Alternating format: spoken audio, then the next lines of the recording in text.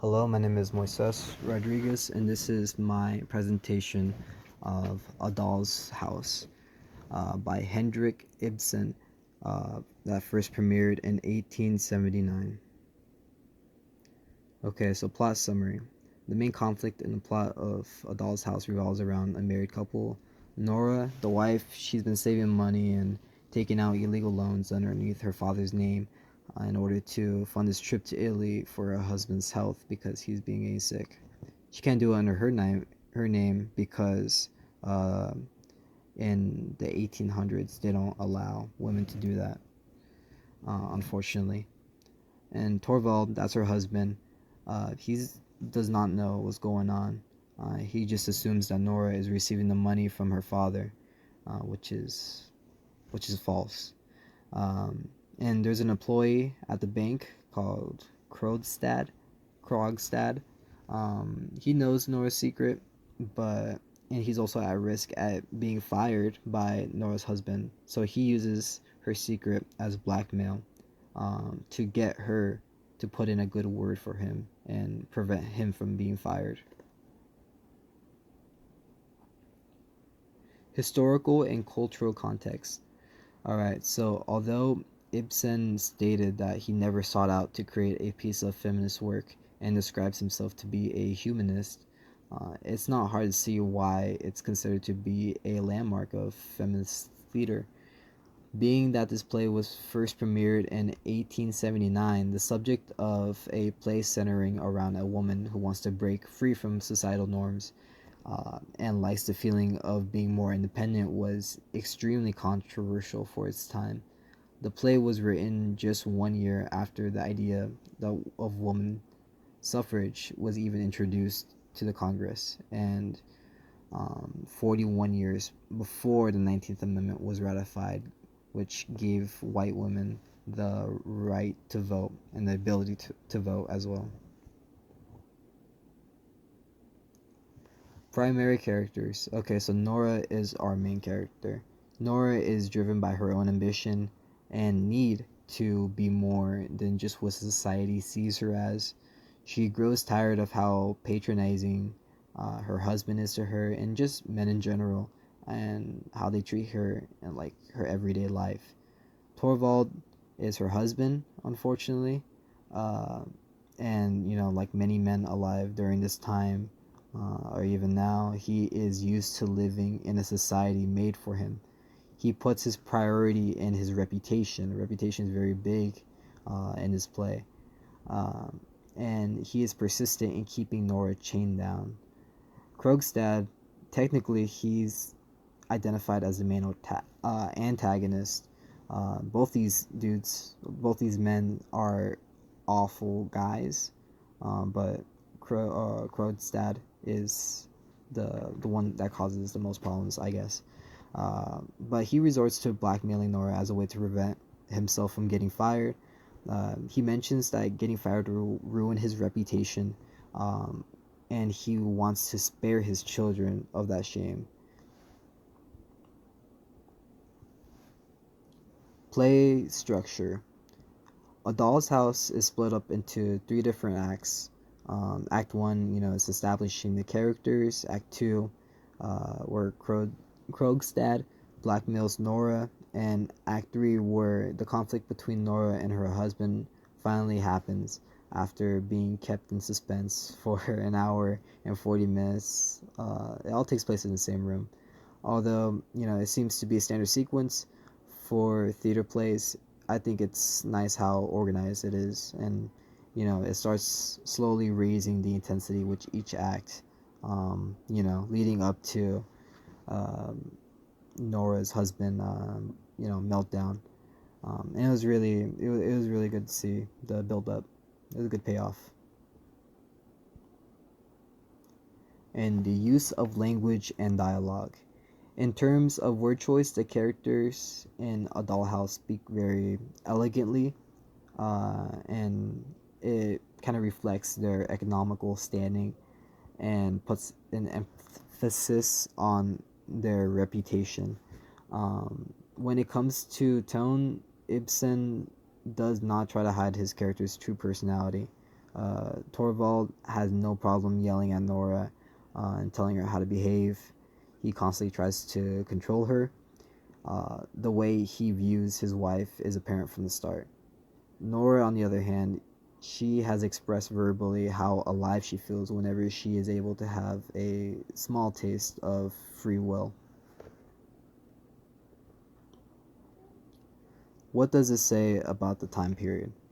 Ibsen originally wrote this play after noticing over the course of his life how all the important aspects of a functioning society, such as laws and work, were made by men and for men. He himself was quoted saying that a woman cannot be herself in the society of present day.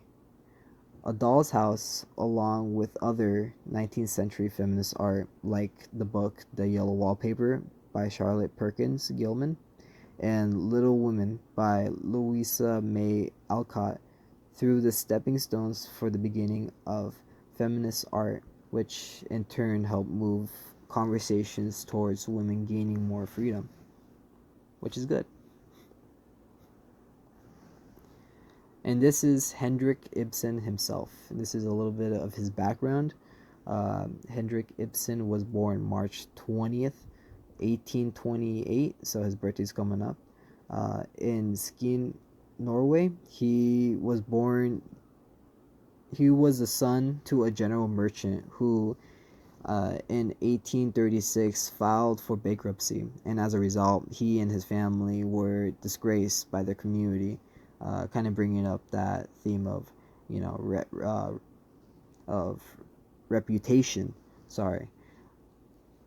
At 15, Hendrik moved out and lived on his own in Grimstad, where he worked as an apothecary's apprentice while simultaneously studying for university admissions. He decided to try his hand at playwriting and he was hooked. At just 23, he was appointed director and playwright at the Bergen Theater, which is pretty good. Considered the father of modern drama, he is credited as a pioneer of theater realism. After receiving a state grant, Ibsen left for Italy with a disdain for his homeland and its small mindedness, as he put it. He died in 1906. Adaptations over time. So, Dollhouse has been adapted quite a bit of times. Uh, in 1937, there was a Broadway adaptation by Thornton Wilder. The adaptation of the play was adapted for a more American audience. Um, and then the Everyman Theater adaptation updates the play's themes, but while still trying to stay as close to the original script as possible. Um, it also had like multiple film adaptations, including the 1973 film starring Jane Fonda, which I did watch after uh, watching the play, and it was pretty good. I liked it. Uh, it was also adapted in 1992, which I think is pretty interesting. The film was called Sarah or Sarah, which is set in 1993, which was current times then, but it was in Iran, where women were not even allowed to walk in public or without a man present. Uh, so that's an interesting take on the story. I believe right now general audiences today are much more accepting of the message behind A Doll's House. Unfortunately, there are still people who continue to hold on to older beliefs, but I don't think this play is as controversial as it once was 150 years ago.